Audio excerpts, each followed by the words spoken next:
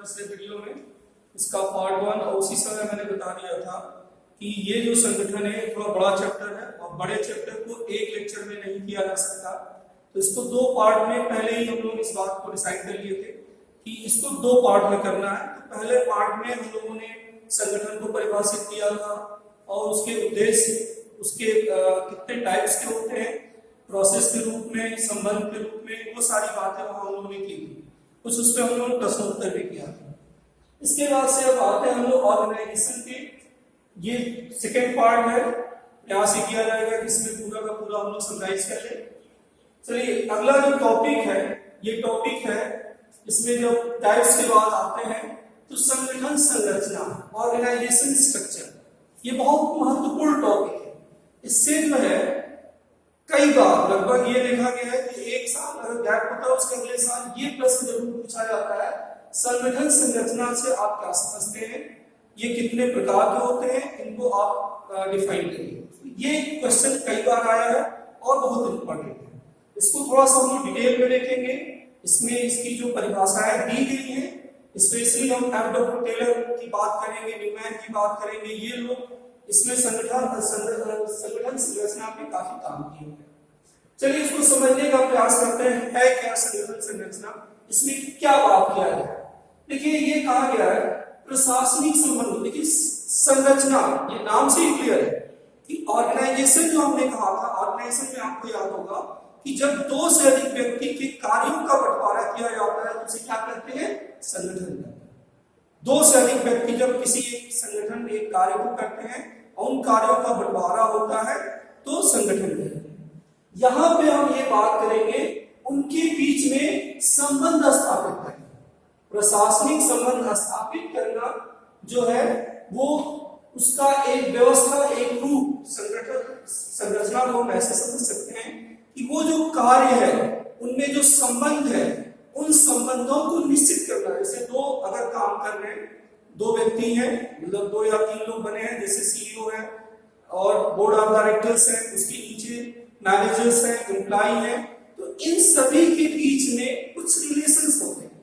उन संबंध, उस रिलेशंस के को किस तरह से क्या हो, उसका एक प्रारूप, एक सिस्टम, ये सब तय करना, निश्चित करना, वही क्या है, संगठन संरचना। संबंधों को तो हम ऐसे समझ सकते हैं प्रशासनिक संबंध स्थापित जो निश्चित करना, संगठन संरचना, या ऐसे भी कह सकते हैं कि संगठन व्यवस्था का रूप ही संगठन संरचना। फिर हर्ले के अनुसार हम इसको डिफाइन करेंगे, क्या है संगठन संरचना। हर्ले ने कहा है कि संगठन संरचना एक फर्म की विभिन्न स्थितियों को धारित व्यक्तियों, आगे हम लोग धारित व्यक्तियों, इसकी बात किया गया। धारित व्यक्ति का मतलब क्या है कि जब भी हम लोग बात करेंगे कि जो व्यक्ति है जो उसमें जो काम कर रहा है, धारित व्यक्ति जो जिस पद पे है, जैसे सीईओ बनाया गया, बोर्ड ऑफ डायरेक्टर्स बने, मैनेजर्स बने, सुपरवाइजर बने, वर्कर बने, तो ये सभी व्यक्ति एक एक पद पे काम करते हैं। जैसे आपका स्कूल है, स्कूल में क्या है, एक प्रिंसिपल का पद है, टीचर्स का पद है, उसके नीचे जो कर्मचारी है 4 ग्रेड के, तो सबका है, गार्ड का है, सबका एक एक पद है। तो धारित व्यक्तियों के बीच संबंधों का ढांचा है। हर्ले ने क्या कहा कि संगठन संरचना एक फर्म की विभिन्न स्थितियों, कौन किस पद पे रहेगा, उस पद की बात, उस पद को निर्धारित करना, और वो जो व्यक्ति होगा उसके बीच में क्या संबंध होगा, उसी संबंधों को क्या कहा गया, संगठन संरचना कहा गया। इसके बाद से दूसरी हम परिभाषा की बात कर लेते हैं, विलियम एच न्यूमैन, इन्होंने बहुत मैनेजमेंट में काम किया है। संगठन संरचना किसी उपक्रम में संपूर्ण संगठनात्मक व्यवस्था से संबंधित है। तो जो काम किया जाएगा, जो भी हम ऑर्गेनाइजेशंस में हम इस संगठन में जो कार्य का बंटवारा कर रहे हैं, उस बंटवारे में क्या संबंध होगा, उन सभी संबंधों में को निश्चित करना, उसको निर्धारित करना ही संगठन संरचना है। मतलब क्या है, एक ढांचा के रूप में, एक स्ट्रक्चर है। संगठन संरचना किसी उपक्रम, जो भी ऑर्गेनाइजेशन है, संपूर्ण संगठनात्मक व्यवस्था से संबंधित है। तो पूरा का पूरा जो है संगठन संरचना आप समझिए टॉप लेवल से लेके बॉटम तक जो हम तैयार कर रहे हैं, स्ट्रक्चर तैयार कर रहे हैं कि कौन कौन से पद होंगे उस पद पे, फिर उसके नीचे कौन होगा, उसके नीचे क्या होगा, तो ये सारी बातें जो की जा रही है वो क्या है, संगठन संरचना है। ठीक है, तो संगठन संरचना को उन्होंने डिफाइन किया, ये इंपॉर्टेंट है, ये कम से कम न्यूमैन और हर्ले की डेफिनेशंस तो एटलीस्ट याद होनी ही चाहिए, क्योंकि ये दो डेफिनेशंस का इसको आपको परिभाषित पूछा भी जाता है, इसकी परिभाषाएं बताएं। जब भी परिभाषा की बात की जाएगी तो आपको कम से कम दो परिभाषा बतानी है। चलिए अब हम प्रारूप की बात करें, फॉर्म और types of organisation structure. Organisation structure कितने तरह का होता है, टाइप्स। तो टाइप्स में देखिए 4 तरह के ऑर्गेनाइजेशन स्ट्रक्चर पाए जाते हैं। एक होता है रेखा संबंध, जिसको हम लोग लाइन बोलते हैं, और ये ओल्डेस्ट है, लाइन ऑर्गेनाइजेशन बोलते हैं हम लोग, ये ओल्डेस्ट है, बहुत सबसे पुराना है और बहुत सिंपल है। ठीक है, दूसरा है लाइन एंड स्टाफ, इसको डिटेल हम इसमें नहीं बता रहे हैं कि ये जो 4 प्रारूप दिए गए हैं 1 से लेकर 4 तक, पहला और दूसरा आपके सिलेबस में नहीं है, इसीलिए हम तीसरे और चौथे में ज्यादा फोकस करेंगे। ये जो है ओल्डेस्ट है, सबसे पुराना है, बहुत सिंपल है लाइन ऑर्गेनाइजेशन। जैसे सिंपल तरीके से कह दीजिए कि एक अधिकारी हुए, उनके अंडर सीईओ हुआ, बोर्ड ऑफ डायरेक्टर्स, मैनेजर्स हुए, सुपरवाइजर, मतलब सिंपल जो रिलेशन चला रहा है, किसके अंदर कौन कौन काम कर रहा है। और लेखा और कर्मचारी संगठन जो होते हैं, लाइन एंड स्टाफ इसको बोलते हैं। लाइन एंड स्टाफ में क्या होता है, थोड़ा सा स्पेशलाइजेशन की बात की जाती है, ये भी आपके सिलेबस में नहीं है, तो इस 2 पे हम लोग बहुत बात नहीं करेंगे, बस ये समझेंगे ये 2 भी प्रारूप होते हैं। बाकी जो आगे के 2 प्रारूप हैं इसको हम लोग बहुत डिटेल में पढ़ेंगे। एक है क्रियात्मक संरचना संगठन, जिसको फंक्शनल ऑर्गेनाइजेशन स्ट्रक्चर कहते हैं, क्रियात्मक फंक्शनल, जिसकी बात हम करेंगे। दूसरा क्या है, विभागीय संरचना संगठन, डिविजनल ऑर्गेनाइजेशन स्ट्रक्चर। तो 2 है, डिविजनल और फंक्शनल, यही 2 की हम बात करने वाले हैं। रेखा संबंध और रेखा और कार्यालय संबंध, सिर्फ ये इसलिए आपको बताया गया है कि ये भी इसके प्रारूप होते हैं, ये भी इसके टाइप्स हैं। तो अभी हम लोग परिभाषित करके इसके प्रारूप देखें। अब इन दोनों की हम बात करते हैं, क्रियात्मक की और विभागीय। ये दो क्रियात्मक संरचना संगठन की हम बात करेंगे, इसको बहुत ध्यान से देखेंगे क्योंकि ये बहुत इंपॉर्टेंट है और आजकल ये ऑर्गेनाइजेशन में यूज भी किया जाता है। एफ.डब्ल्यू. टेलर, पहला चैप्टर पढ़ा होगा तो आपको याद आ रहा होगा, एफ.डब्ल्यू. टेलर का कंट्रीब्यूशन प्रबंध में बहुत ज्यादा है। मैनेजमेंट में उन्होंने एक तरह से एफ.डब्ल्यू. टेलर और हेनरी फेयर, यही 2 लोग हैं जिन्होंने प्रबंध को यहां तक लाया। बहुत शुरू के उनके आपको याद होंगे। तो हम लोग हैं तो कई हरले काफी लोगों के हैं ह्यूमन डेफिनेशन से, लेकिन इसमें जो हम प्रयास करेंगे सिर्फ एफ.डब्ल्यू. टेलर की तरफ ज्यादा का ज्यादा फोकस करना चाहिए। चलिए अब हम बात करें क्रियात्मक, इसको फंक्शनल क्यों कहते हैं। ऑर्गेनाइजेशन स्ट्रक्चर के टाइप्स है, फंक्शनल क्रियात्मक क्यों कहते हैं, इसको इसलिए कहते हैं ये कार्यों के आधार पर समान क्रियाओं का समूहीकरण है।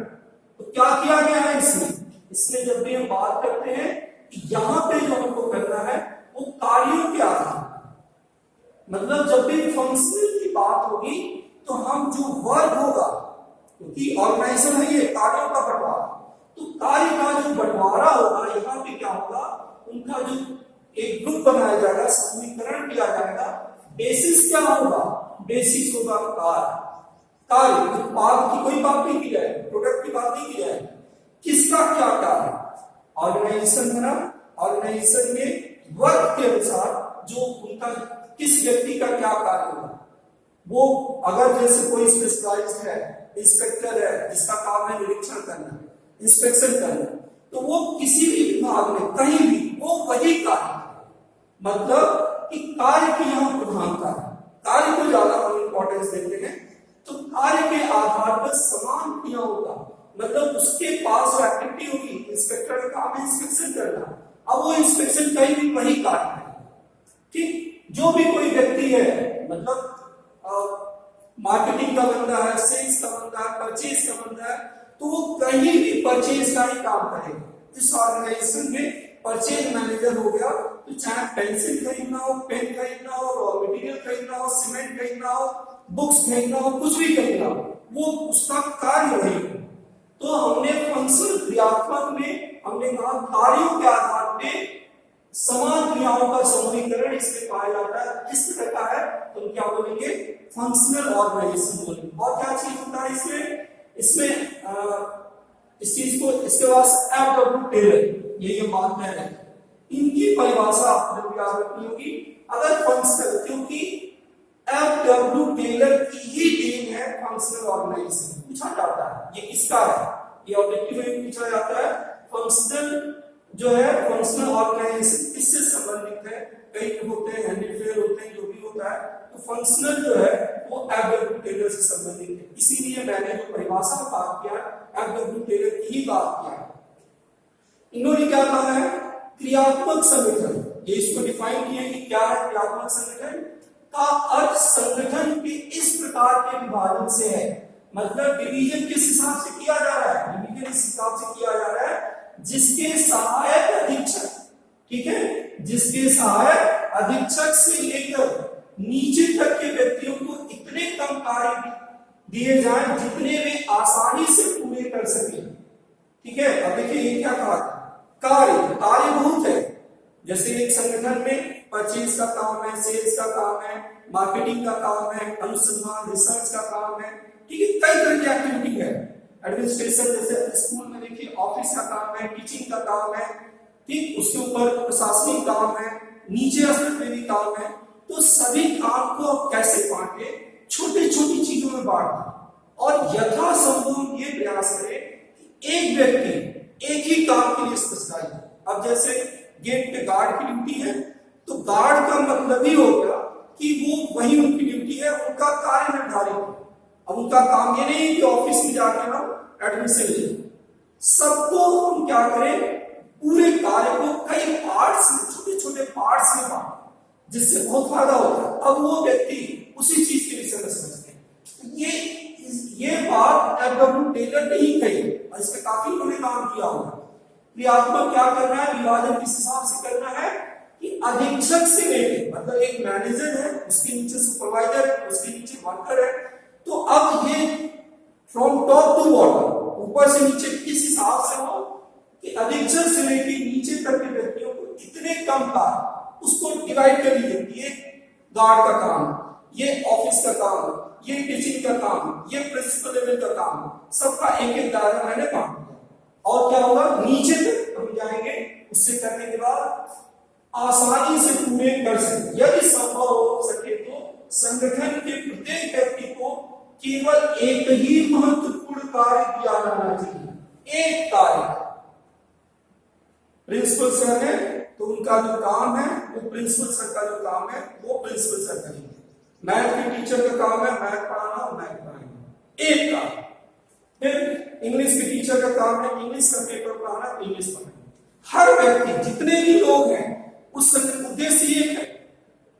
यहाँ शिक्षण संस्थान है, यहाँ पढ़ाई हुई स्कूल है, लेकिन इसमें क्या होगा, जब तक कार्य का बंटवारा नहीं होगा तब तक वो अच्छी तरह से अपने लक्ष्य को पा नहीं पाएगा। ये इस चीज पे फोकस किए कि संगठन में जो भी बंटवारा होना चाहिए, कार्य का बंटवारा, वो कार्यों के आधार पर होना चाहिए और हर व्यक्ति को छोटी से छोटी, जितने कम टाइम, जितना कम वर्क देंगे वो उतने अच्छी तरीके से करेंगे।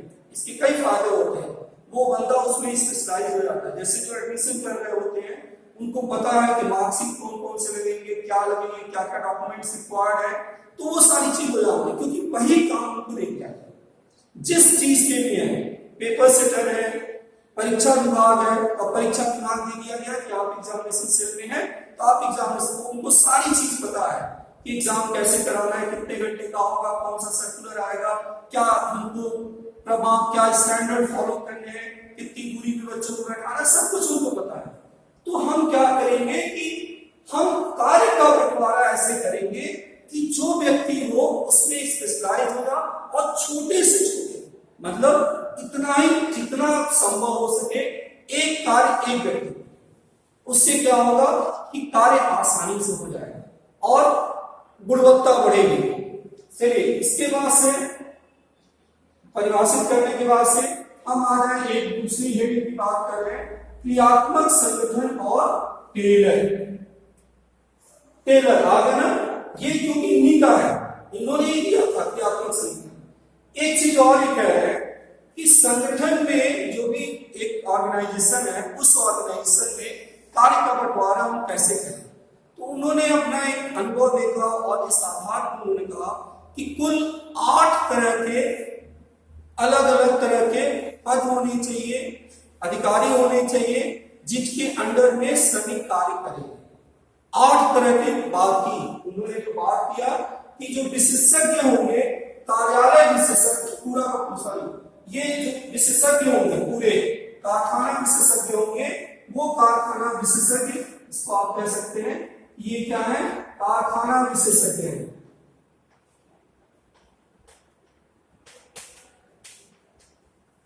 मतलब पूरे इंडस्ट्री के जो विशेषज्ञ होंगे, उसको उन्होंने कहा कि ये जो होंगे वो 2 तरह के होंगे।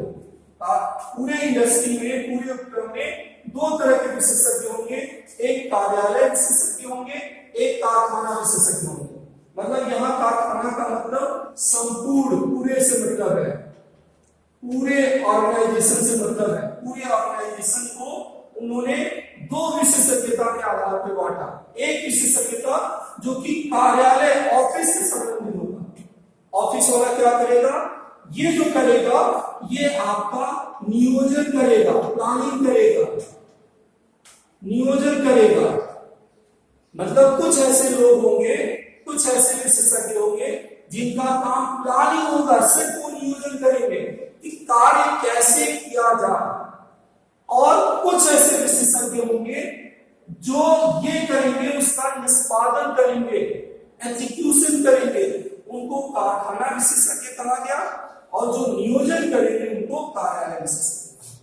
तो 2 तरह के विशेषज्ञ हैं, इसमें 4 है और इसमें 4 है। तो कितने विशेषज्ञ हो गए, 8। तो कुल 8 विशेषज्ञ की बात की।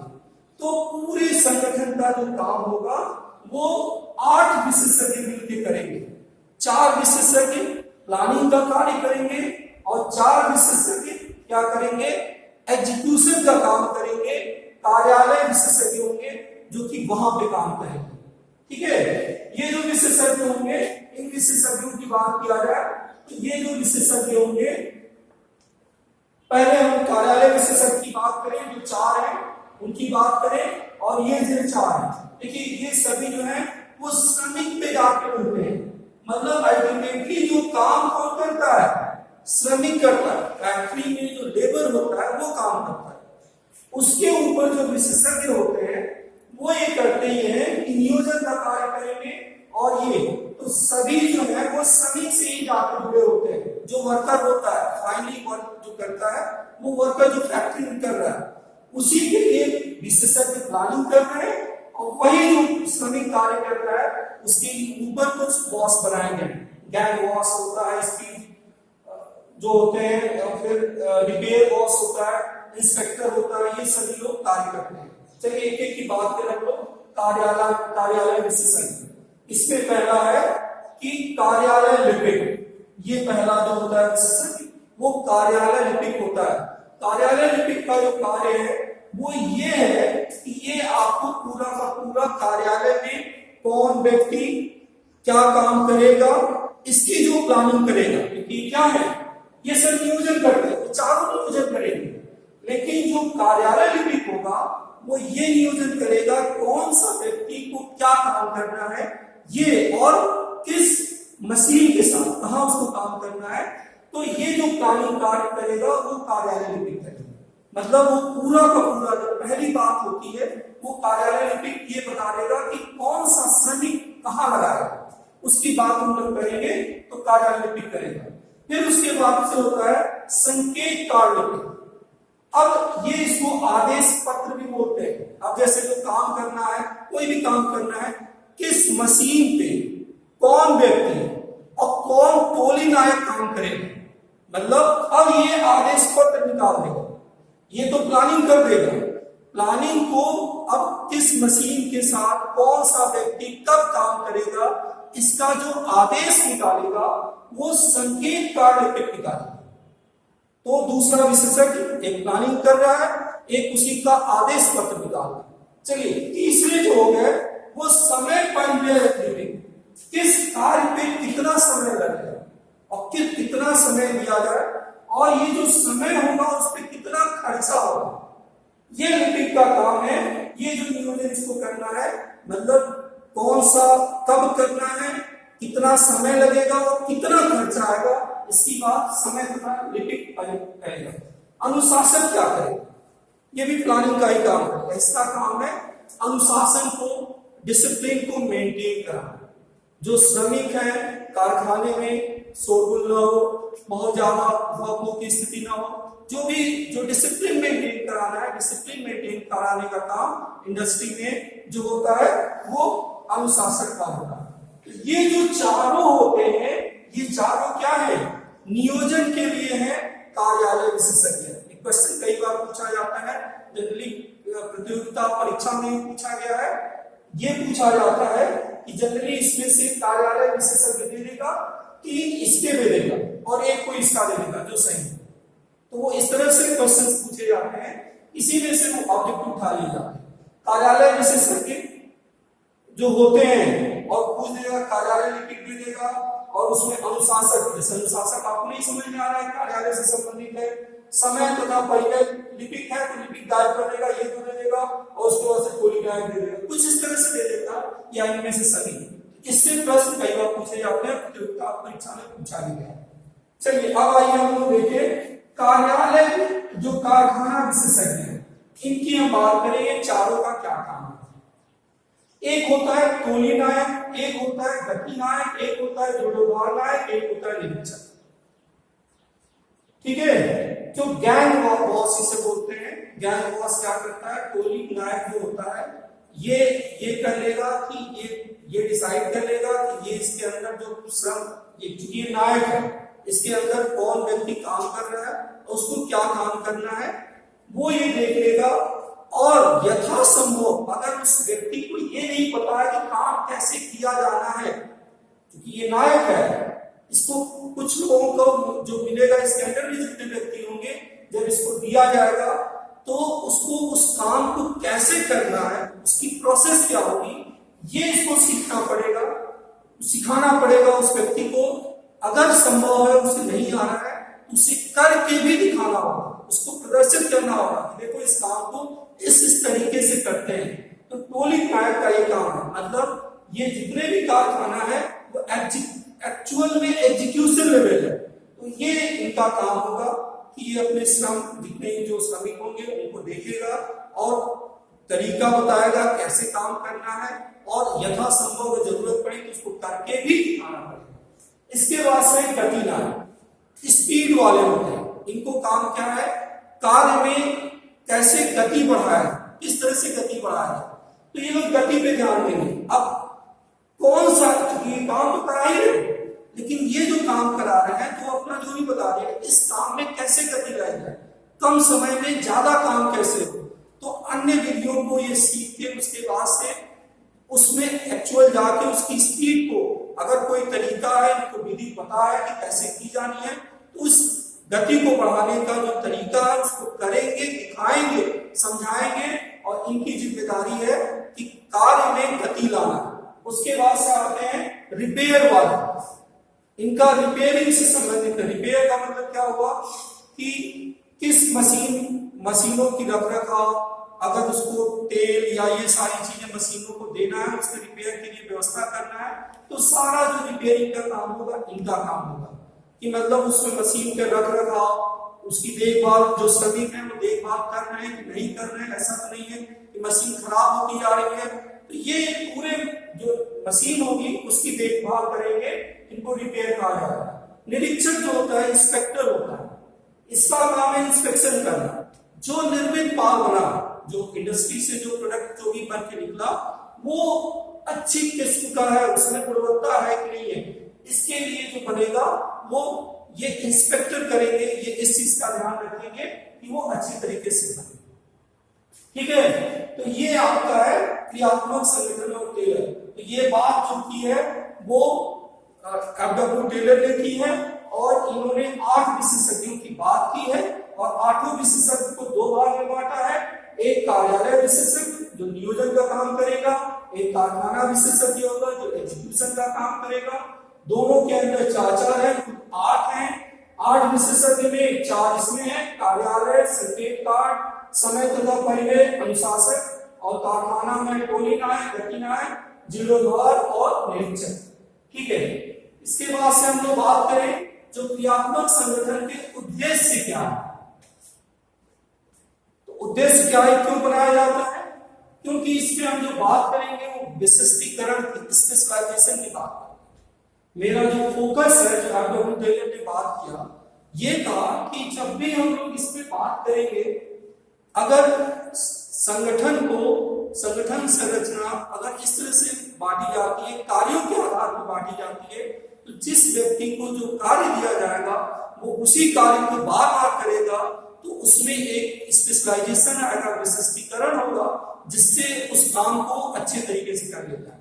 जैसे एक व्यक्ति टीचर जो है मैथ के, बार बार उनको मैथ पढ़ाना है, बार बार उनको मैथ पढ़ाना है, तो उसमें स्पेशलाइज हो जाएंगे। कॉमर्स के टीचर है, अकाउंटेंसी बार बार अकाउंटेंसी पढ़ा रहे हैं, स्पेशलाइज हो जाएंगे।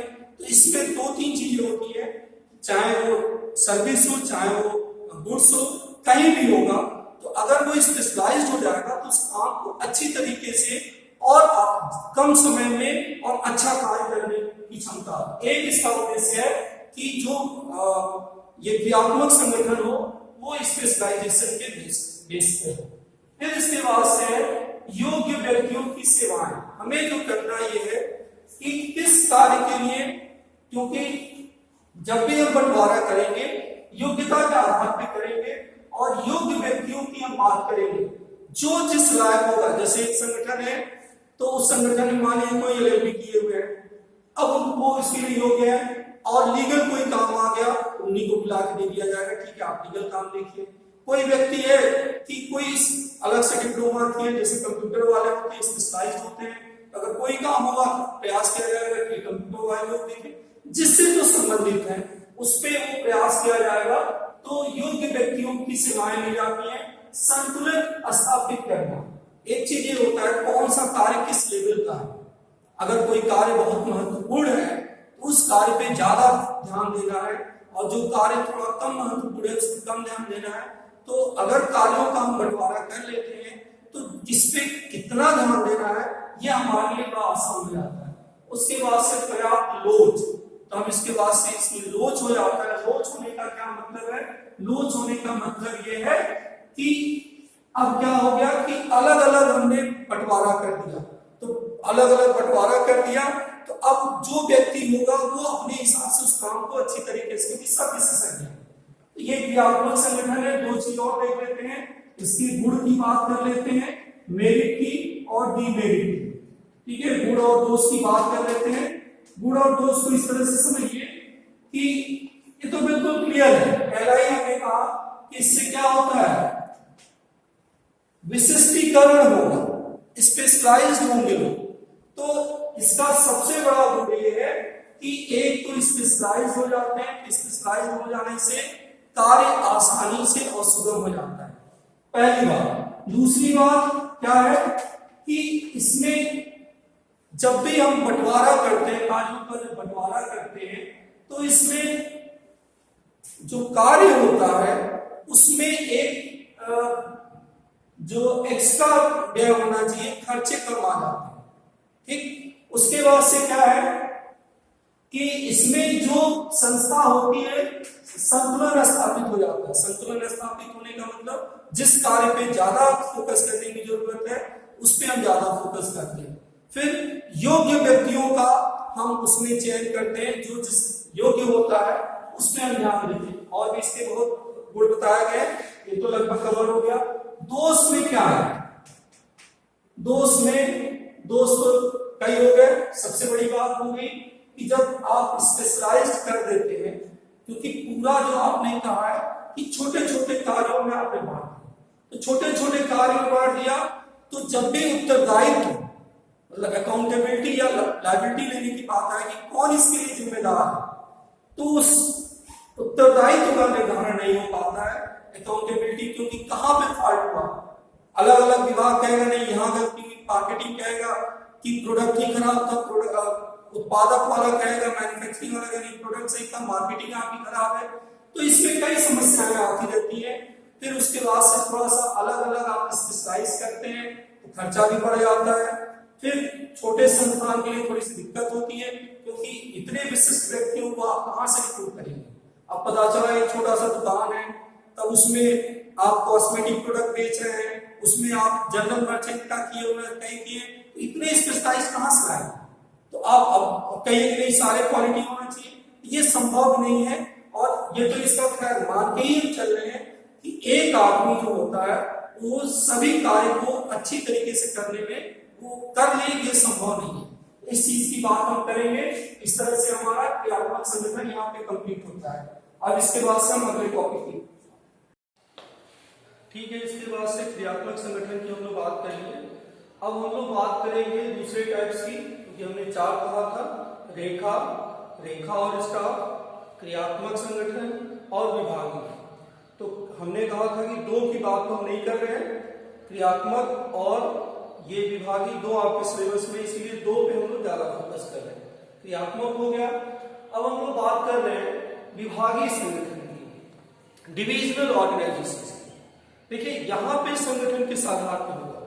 क्रियात्मक में क्या होता है कि कार्य का बंटवारा होता है, जितना भी कार्य है फ्रॉम टॉप टू बॉटम, जैसे स्कूल में है प्रिंसिपल से लेके नीचे कर्मचारी तक जो आपके चतुर्वर्गीय है, तो सबका काम बटा हुआ है। उनका क्या काम है, प्रिंसिपल का क्या काम है, प्रशासनिक है, टीचर का क्या काम है, पढ़ाना है, जो नीचे के जो सफाई कर्मी है उनका क्या काम है, गार्ड का क्या काम है, कार्यों का बंटवारा है। और जब हम कार्यों के बाद जब हम उत्पादों के बंटवारे के हिसाब से आते हैं, मतलब जो प्रोडक्ट है, जो सर्विसेज है, जो अलग अलग उत्पादन होता है, तो यहाँ कार्य को ध्यान न देके हम उत्पादन को ध्यान देंगे और हर उत्पादन को एक एक कंप्लीट एक स्वतंत्र इकाई के रूप में बांटेंगे। जैसे इसी स्कूल में जैसे मान लीजिए कि 3 स्ट्रीम चलता है, साइंस चलता है, कॉमर्स चलता है, आर्ट्स चलता है।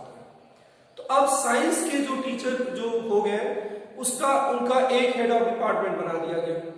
तो अब क्या हो गया, वो जो हो गए वो स्वतंत्र इकाई होगी, उनके हेड ऑफ डिपार्टमेंट जो होंगे वो कॉमर्स के जितने टीचर्स होंगे, जितने बच्चे होंगे, उनकी जवाबदेही उत्तरदायित्व उनके पास हो गया। ऐसे ही हमने साइंस का एक बना दिया हेड ऑफ डिपार्टमेंट, ऐसे ही हमने एक आर्ट्स का बना दिया। तो तीनों स्ट्रीम का मतलब यहाँ जो बंटवारा हो रहा है वो कार्य क्या रहा, क्योंकि तीनों काम तो एक ही कर रहे हैं, हेड ऑफ डिपार्टमेंट तीनों की पद एक ही है, लेकिन क्या हो गया उनके अंदर जो है वो कॉमर्स की बात हो रही है, दूसरे के अंदर साइंस की बात हो रही है, तीसरे के अंदर आर्ट्स की बात हो रही है।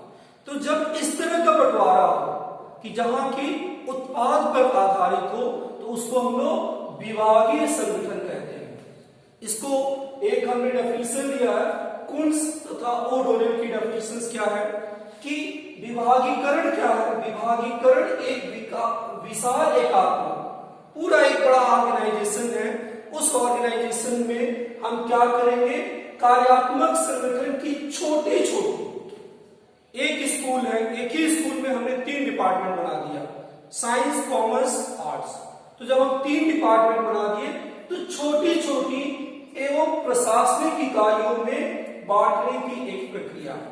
तो यहां जो बंटवारा हो रहा है वो कार्य के आधार पर हो रहा है। जैसे आप किसी कंपनी में देखिए तो एक कंपनी में क्या होगा, सीईओ होंगे, बोर्ड ऑफ डायरेक्टर्स होंगे, उसके नीचे जो होंगे आपके मैनेजर्स होंगे। अब जो मैनेजर्स होंगे उसमें कई तरह के मैनेजर्स होते हैं, प्रोडक्शंस के अलग होते हैं, एचआर मैनेजर अलग होते हैं, मार्केटिंग के अलग होते हैं, तो कई अलग अलग तरह के होते हैं। सब मैनेजर हैं, सबकी पोस्ट एक समान है, लेकिन अंतर क्या है, सबके लिए अब क्या है, हमने एक विभाग बना दिया, डिपार्टमेंट। जब अलग अलग डिपार्टमेंट की बात होती है, मार्केटिंग की बात हो गई, ह्यूमन रिसोर्स एचआर की बात हो गई, प्रोडक्शंस की बात हो गई, तो अलग अलग डिपार्टमेंट बन जाता है और हर डिपार्टमेंट में उनके कर्मचारी होते हैं और उनको हम एक पूरी तरह से उनको हम पावर दे देते हैं, अधिकार दे देते हैं, वो अपना चलाते हैं। तो यहाँ जो बंटवारा हो रहा है, जो अधिकारों का बंटवारा हो रहा है, वो उस प्रोडक्ट के आधार पे, तो यहाँ डिविजनल होता है, विभागीय है, विभाग के आधार पर बांटा जाता है। जैसे देखिए इसका प्रारूप कैसा होता है, जैसे आप देखिए एक मार्केटिंग डिपार्टमेंट हो गया, फाइनेंस का हो गया, रिसर्च का हो गया।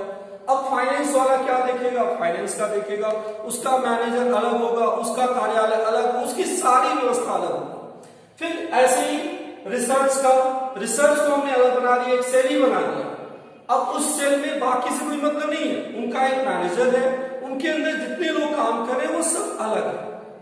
तो ये इसमें फायदा होता है, उत्पादों के आधार पर होता है। जैसे मान लीजिए एक कंपनी सीमेंट भी बनाती है, गारमेंट्स भी बनाती है, और भी कोई केमिकल के कोई इस तरह से बिजनेस करती है, तो सबने हमने क्या कर दिया, केमिकल का अलग कर दिया, गारमेंट्स का अलग कर दिया, और उसके बाद से जो सीमेंट है, गारमेंट्स है, और फिर हमारे केमिकल है, सबको हम अलग अलग बांट दें। तो ये इस तरह का प्रारूप होगा। अब क्या होगा, सीमेंट वाली जो कंपनी होगी उनके भी नीचे जो कार्य करेंगे वो 3 अलग अलग लोग, 4 लोग काम करेंगे। उसके अंदर भी क्या होगा, उसके अंदर भी सीमेंट के अंदर प्रोडक्शन डिपार्टमेंट होगा, उसके अंदर भी मार्केटिंग डिपार्टमेंट होगा, उसके अंदर भी HR होगा। ऐसे ही गारमेंट्स में प्रोडक्शन होगा, मार्केटिंग होगा, HR, मतलब जो होगा इनके अंदर वही, इनके अंदर वही, इनके जितने भी डिविजन्स होंगे। जैसे हिंदुस्तान यूनिलीवर है, आपके सैमसंग की है, टीवी भी आती है, मोबाइल भी आता है, रेफ्रिजरेटर भी आता है, कई प्रोडक्ट्स आते हैं। तो अब उसका क्या हो गया कि एक डिपार्टमेंट का एक जगह हमने कर दिया, अब वो पूरा काम देखेगा। हो सकता है कि एक ही जगह में ये सारे काम हो रहे हो, लेकिन जब आपसे पूछा जाएगा कि आपको किस में जाना है, तो उसके अनुसार यहाँ डिवीजन होता है। तो इस तरह के प्रारूप को हम लोग क्या कहते हैं, विभागीय संगठन कहते हैं, डिविजनल ऑर्गेनाइजेशनल स्ट्रक्चर बोलते हैं। यहाँ पे हम उत्पाद के आधार पे बंटवारा करेंगे। चलिए ये तो इसकी हम तो बात कर रहे हैं, अब थोड़ा सा इसका इवैल्यूएशन कर लें, मूल्यांकन कर लें। मूल्यांकन में क्या करना है, इस संगठन में क्या क्या इसके गुण है और इसके क्या क्या दोष है। अब हम इसके गुण की बात करें तो जैसे नाम से ही पता चल गया कि यहाँ पे देखिए क्या होगा कि उत्पाद जो हो गए इसमें स्वायत्तता होती है। एक डिपार्टमेंट को पूरा पावर होता है, अपने आप में स्वतंत्र होता है। कॉमर्स के हेड ऑफ डिपार्टमेंट को कॉमर्स से रिलेटेड सारे डिसीजंस लेने का उनको पूरा का पूरा पावर होगा। हाँ, रिपोर्टिंग प्रिंसिपल्स को होगी, बट यह है कि जब आपको हेड ऑफ डिपार्टमेंट बना दिया गया तो पूरी जवाबदेही, पूरी अथॉरिटी आपको दे दी जाएगी, लेकिन सिर्फ आप कॉमर्स का देखेंगे। आपको साइंस से कोई मतलब नहीं है, आपको आर्ट्स से कोई मतलब नहीं। आर्ट्स का रिजल्ट अच्छा आ गया तो उससे कॉमर्स वाले को मतलब नहीं है, कॉमर्स का अच्छा आ गया तो साइंस वाले को मतलब नहीं है। एक स्वतंत्र इकाई है। जैसे कोई कंपनी है, फैन भी बना रही है, रेफ्रिजरेटर भी बना रही है, फैन की सेल अच्छी है, तो हम क्या करेंगे, फैन की बात कर सकते हैं और रेफ्रिजरेटर की जो भी, तो हम यहाँ पे जो डिवीजन करते हैं, जो भी बंटवारा करते हैं, तो हम एक यूनिट अपने आप में स्वतंत्र होती है। फिर उत्पाद श्रेणी पर ध्यान देना, ध्यान केंद्रित करना। तो अब क्या यहाँ पे फायदा क्या हो गया कि मान लीजिए कॉमर्स का स्ट्रीम बहुत अच्छा चल रहा है, साइंस का अच्छा नहीं चल रहा है, या आर्ट्स का और भी अच्छा चल रहा है, तो अब हमें ये पता चल जाता है कि किस पे हमें ज्यादा ध्यान देने की जरूरत है। जो वीक चल रहा होगा, जो कमजोर होगा, मान लीजिए फैन है, रेफ्रिजरेटर की सेल नहीं हो रही, तो अब जो टॉप लेवल मैनेजर होगा वो जो जिसकी सेल रेफ्रिजरेटर की नहीं हो रही है उसमें क्या कमी है, क्या नहीं है, तो आसानी से जिस विभाग पे आप चाहें उस विभाग पे ध्यान केंद्रित कर सकते हैं, और चाहे तो प्रत्येक विभाग पे आपका ध्यान केंद्रित हो जाएगा। आप देख सकते हैं किस विभाग में क्या, कौन सा डिपार्टमेंट कितना अच्छा काम कर रहा है। उसके बाद से क्या है, दक्षता। दक्षता मतलब उसमें उनकी एफिशिएंसी लेवल, उनके कार्य करने की क्षमता बढ़ जाती है। क्यों? क्योंकि जो हेड ऑफ डिपार्टमेंट मानिए कॉमर्स के हैं, तो कॉमर्स की कितनी चीजें हैं, कौन सा पेपर होता है, कहां कहां से होता है, क्या चीजें हैं, क्या फ्यूचर है, सब कुछ हो जानते हैं। ऐसे ही कॉमर्स साइंस के टीचर साइंस के विषय में जानते हैं। अब आप कहिए कि दोनों एक दूसरे को रिप्लेस कर देते नहीं, क्योंकि डिपार्टमेंट जो उसी को देख रहा होता है वो उसको अच्छे से कर सकता है। तो ये दक्षता आ जाती है। संसाधनों का उपयोग, हमारे पास जितने भी रिसोर्सेज होंगे, स्पेशली इसमें पूंजीगत संसाधनों की बात की जाती है कि आपके पास कैपिटल है, आपको स्कोप लगता है कि ये अच्छा सेल हो रहा है, इसमें और काम करने की जरूरत है, तो आप पूंजीगत जितने संसाधन है उसका अच्छे से उपयोग कर पाते हैं, क्योंकि आपको पता है किस प्रोडक्ट में क्या स्थिति है, क्या सेल चल रहा है, क्या चाहिए। और क्या है, स्वतंत्र इकाई। पहले हम कहें हर विभाग अपने आप में एक इंडिपेंडेंट यूनिट है, स्वतंत्र इकाई है, वो अपने हिसाब से काम करती है। केंद्रीकृत सेवाओं का उपयोग, अब इसमें हमने क्या कर लिया, जो केंद्रीकृत सेवाएं होंगी उसका हम उपयोग करेंगे, क्योंकि टॉप लेवल तो वही है, टॉप टू बॉटम, आगे आके डिवीजन होता है, और जो डिवीजन होता है वो स्पेशलाइजेशन के आधार पे होता है, और उसी स्पेशलाइजेशन के आधार पे वो काम होता है। तो इसको हम लोग क्या कहते हैं, विभागीय संरचना, जहां की डिपार्टमेंट एक इंडस्ट्री, एक उपक्रम में किस तरह से, उद्योग में किस तरह से बटा हुआ है, किस स्पेशलाइजेशन के आधार पर बटा हुआ है, उत्पादों के आधार पर बटा हुआ है, इसको हम लोग क्या कहते हैं, विभागीय संगठन। अब आइए इसके बाद हम लोग इसकी डीमेरिट्स की बात करते हैं, क्या क्या इसमें डीमेरिट्स हैं। तो डीमेरिट्स में हम लोग बात करेंगे, पूर्ण रूपेण संभव नहीं हो सकता है कि एक डिपार्टमेंट में, जो एक डिपार्टमेंट है उसमें जो रिसोर्सेज हमने लिए उसका उपयोग नहीं हो पा रहा है। जैसे कभी कभी होता है कि मान लीजिए स्कूल में 3 डिपार्टमेंट है, तो साइंस में एडमिशन कम हुआ, आर्ट्स में सीटी नहीं, या कॉमर्स में जगह नहीं, या किसी एक स्ट्रीम में बहुत अच्छा परफॉर्मेंस होता है, और कोई एक ऐसी आपका डिपार्टमेंट ऐसा हो सकता है जो अपने पूरी क्षमता का उपयोग न कर पा रहा हो। तो ये एक प्रॉब्लम है, क्योंकि यहाँ पे क्या कर सकते हैं, ऐसा नहीं है कि मैं कॉमर्स के टीचर को हम साइंस में लगा दें, या साइंस के टीचर को जरूरत है तो कॉमर्स में लगा दें, ऐसा नहीं हो सकता, क्योंकि सब अपने आप में इंडिपेंडेंट है, वो सिर्फ उसी डिपार्टमेंट को देखेंगे। तो ये एक प्रॉब्लम आ जाती है कि जैसे मार्केटिंग मैनेजर है, तो मान लीजिए रेफ्रिजरेटर का काम इस समय नहीं चल रहा है, तो हम ऐसा नहीं कि किसी और में लगा दें, क्योंकि वो उसका स्पेशलाइज है। तो कभी कभी ये प्रॉब्लम आ जाती है, क्या अक्सर आ जाती है कि पूर्ण रूपेण उपयोग संभव नहीं है, इसमें हम लोग पूरे संसाधन जो भी रहते हैं उसका फुल्ली यूटिलाइज नहीं कर पाते हैं। फिर इसके बाद से क्या है, डुप्लीकेशन। एक ही पद जो है वो कई बार रिपीट हो रहा है, हेड ऑफ डिपार्टमेंट, 4 है तो 3 हेड ऑफ डिपार्टमेंट बन गए। ऐसे ही आप किसी इंडस्ट्री में जाइए, कई मैनेजर होंगे, ये इस डिपार्टमेंट के मैनेजर है, ये इस डिपार्टमेंट के मैनेजर है, यहाँ के मैनेजर है, ये सुपरवाइजर हो, कितनी पोस्ट हो जाती है, ये ट्रेनिंग देंगे, ये काम करेंगे, सबका अलग अलग बटा रहता है। तो उसमें एक प्रॉब्लम हो जाती है कि एक ही पद कई बार सृजित होता है वर्क के स्पेशलाइजेशन के आधार पे। तो ये एक प्रॉब्लम होती है कि बार बार हो सकता है कि वही पद हो और इससे डुप्लीकेशन हो जाता है, बार बार वही काम होता रहता है। फिर उसके बाद से क्या है, अधिक खर्च, क्योंकि आप कई एक ही हेड ऑफ डिपार्टमेंट हो सकता है कि आप एक बना दिए होते, तीनों डिपार्टमेंट के देखते, रिपोर्टिंग ही तो करनी है, उसको देखना है, लेकिन ऐसा नहीं होता है। तो ये इसके वजह से क्या होगा, खर्च अधिक पड़ेगा। इसमें इस विभाग की कमी है कि इसमें खर्च अधिक पड़ता है, क्योंकि प्रोडक्ट के आधार पे हम कई विभाग बांटे होते हैं।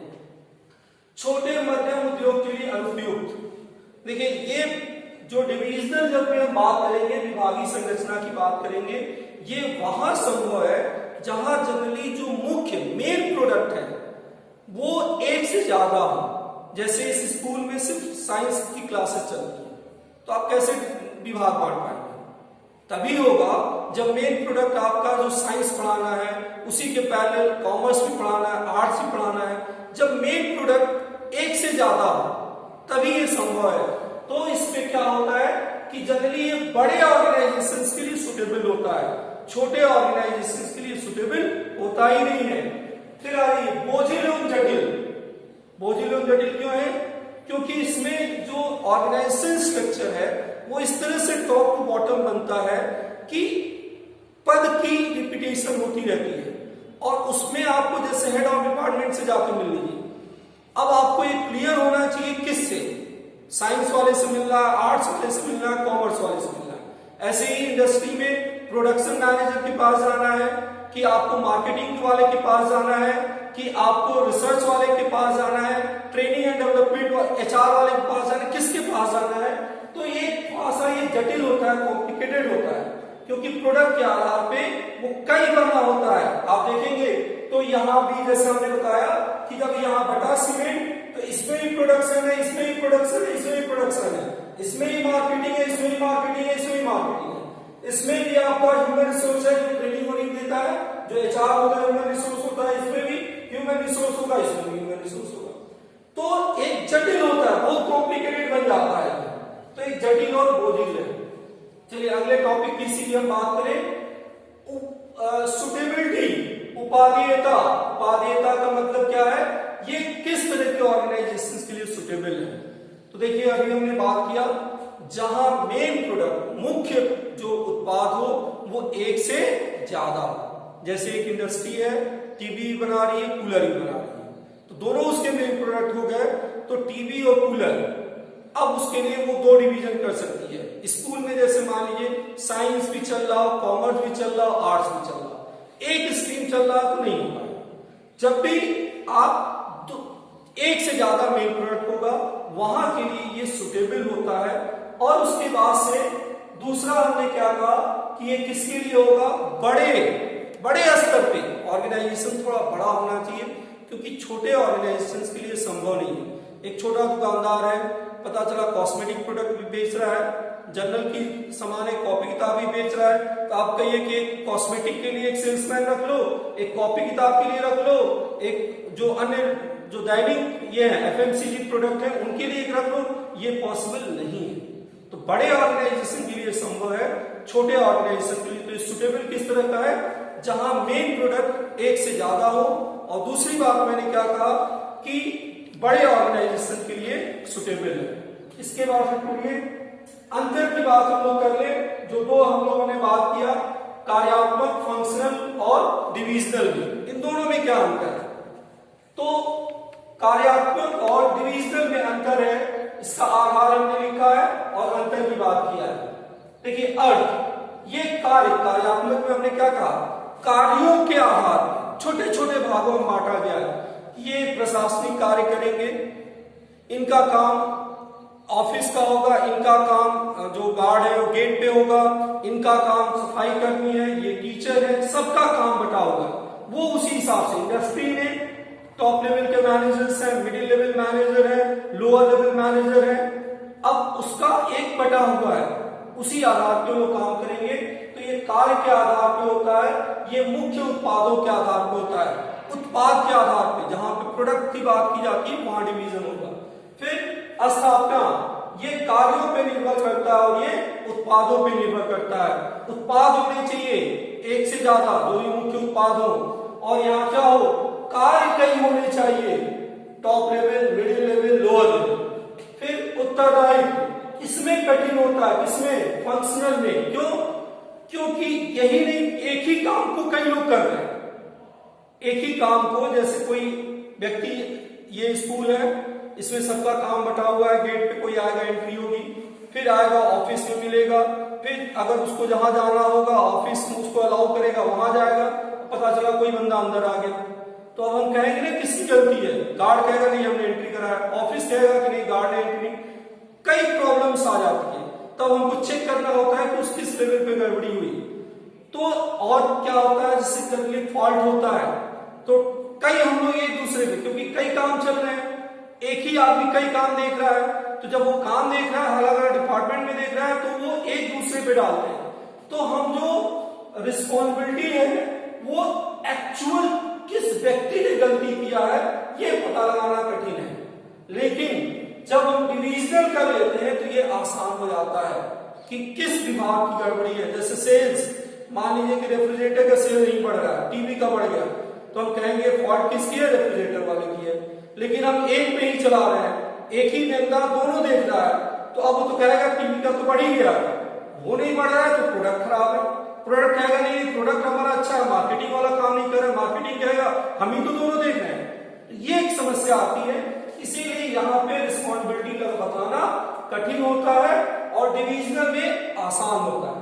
फिर आइए प्रबंधकीय विकास, उच्च प्रबंधक द्वारा, क्योंकि जो फंक्शनल होता है ये टॉप लेवल मैनेजर्स जो होता है वो वर्क को कार्य का बंटवारा कर देता है, किसको क्या काम करना है, और यहाँ पे जो भी होगा वो वहां से होगा, टॉप लेवल से होगा।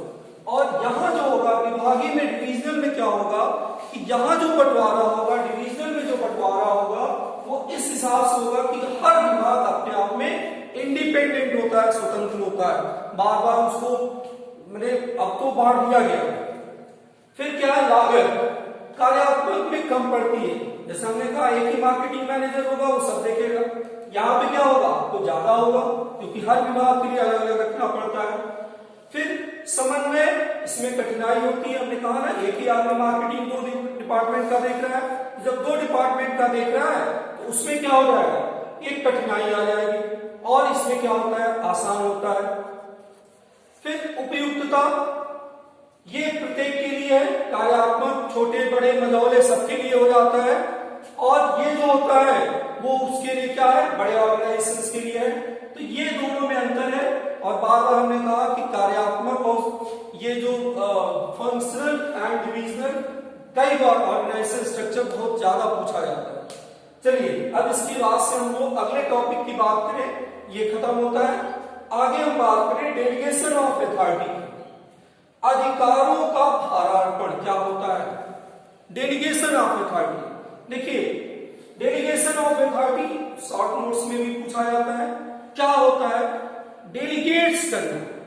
हर एक मैनेजर जो होता है उसके पास जब भी कार्य, बहुत ज्यादा कार्य हो जाते हैं तो वो कार्यों का बंटवारा अपने अधीनस्थ, बार बार अपने अधीनस्थ जो नीचे के कर्मचारी हैं उनमें कार्य का बंटवारा करता है। तो कार्य का बंटवारा वो क्या करेगा, अपने कार्य को ट्रांसफर करेगा, हस्तांतरित करेगा अपने नीचे के कर्मचारी को। जब अपने कार्य को नीचे के अधिकारी को जब ये ट्रांसफर किया जाता है, इसको हम क्या करते हैं, डेलीगेशन ऑफ अथॉरिटी। जैसे काम क्या है, प्रिंसिपल सर का काम है कि डिसिप्लिन मेंटेन कराना, उन्होंने क्या कर दिया, एक डीन बना दिया, या डीन है ऑलरेडी, उनको कह दिया आप करिए। परीक्षा सुचारू रूप से हो, इसका सेंटर सुपरिटेंडेंट की जिम्मेदारी होती है। सेंटर सुपरिटेंडेंट जो प्रिंसिपल्स होते हैं जिस संगठन के, वही होते हैं। उन्होंने क्या किया, अपने अधिकार का भारार्पण कर दिया, डेलीगेशन। किसी टीचर को बुलाया जो जनरली सीनियर टीचर्स होते हैं, बुलाया, कहा कि देखिए ये परीक्षा है, इसको आप कराइए। तो अब उन्होंने क्या कर दिया, अपने अधिकार का ट्रांसफर, हस्तांतरण कर दिया, जिसको हम लोग डेलीगेशन ऑफ अथॉरिटी कहते हैं। और ये सामान्य प्रक्रिया है, ये की जाती है और ये बाध्यता है, करना ही पड़ेगा, क्योंकि एक जो टॉप लेवल का मैनेजर सारा काम नहीं करेगा, उसको अपने नीचे के कर्मचारियों में बांटना ही पड़ता है। ये प्रक्रिया चलती रहती है। और एक बस एक ऑब्जेक्टिव एक पूछा जाता है ट्रू फॉल्स में, भारार्पण एक प्रक्रिया है तो है, ये प्रोसेस है और ये चलता है। चलिए एक उस कैसे किया जाता है, इसपे जो प्रोसेस होता है इसका असाइनिंग रिस्पॉन्सिबिलिटी। पहले हमने क्या किया, प्रिंसिपल सर ने कहा उनको वो सीएस बने हैं, उनको एग्जाम कराना है, उन्होंने टीचर्स को दिया। अब एक जिम्मेदारी दिया, जिम्मेदारी देने से ही काम नहीं होता है, एक लेटर देना होगा जो कि अथॉरिटी दी जाती है कि आप इसको कराएंगे, तब उनको राइट होता है कि वो पेपर, क्वेश्चन पेपर वगैरह खोलेंगे, जिसको भी देंगे उसको एक पावर भी देंगे। और उसके बाद से फिक्सिंग अकाउंटेबिलिटी, उनको ये जिम्मेदारी दी जाती है कि आप इसको ठीक से करेंगे, नहीं करेंगे तो अगर सही नहीं किया जाता है तो उसकी जवाबदेही होती है, जिसको अकाउंटेबिलिटी किया कहा जाता है। ये होता है डेलीगेशन ऑफ अथॉरिटी। एक और टॉपिक है विकेंद्रीकरण, डिसेंट्रलाइजेशन। देखिए जनरली एक कंफ्यूजन रहता है, डेलीगेशन ऑफ अथॉरिटी और डिसेंट्रलाइजेशन को एक ही समझा जाता है, दोनों एक नहीं है, दोनों में बहुत अंतर है। डेलीगेशन में क्या होता है, एक सामान्य प्रक्रिया, एक प्रोसेस है जो टॉप लेवल अपने लोअर लेवल को देगा। विकेंद्रीकरण क्या होता है, दो टर्म्स हम लोग सेंट्रलाइजेशन, डिसेंट्रलाइजेशन बोलते हैं। जब टॉप लेवल सारे अधिकार अपने पास रख लेता है, डेलीगेट्स करेगा, लेकिन मेन जो निर्णय का अधिकार होगा उसके पास होगा, तो इसको हम लोग सेंट्रलाइजेशन कहते हैं।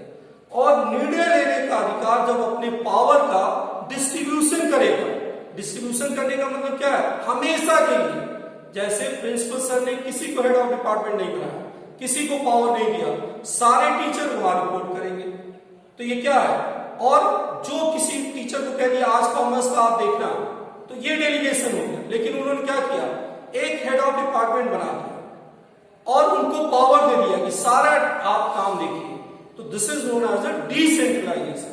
ये क्या हो रहा है, टॉप टू बॉटम ही डिस्ट्रीब्यूशन हो रहा है, लेकिन अब वो पूरा उसके जिम्मेदार हो गए, वो डिसीजन ले सकते हैं, काम कर सकते हैं।